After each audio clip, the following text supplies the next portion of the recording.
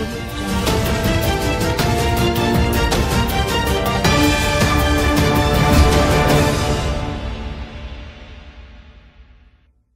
To waves media. Vinukonda పట్టణంలోని సట్టు బజార్లో revenue శాఖ ఆధ్వర్యంలో ఏర్పాటు చేసిన రేషన్ దుకాణం పునః ప్రారంభం కార్యక్రమానికి ప్రభుత్వ చీఫ్ విప్ జీవి ఆంజనేయులు ముఖ్య అతిథిగా హాజరై రేషన్ దుకాణాన్ని ప్రారంభించి కార్డు లబ్ధిదారులకు నిత్యావసర సరుకులు పంపిణీ చేశారు.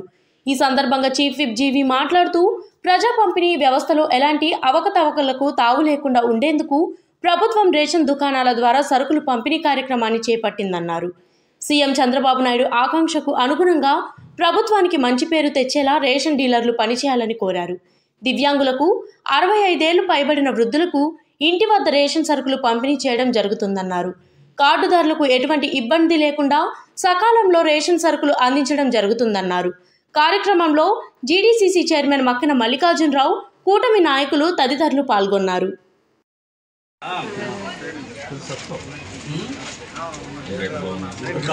వచ్చినప్పుడు కూడా వీళ్ళు కొంతమంది ఇక్కడ తీసుకొని బయట అమ్ముకుంటారు.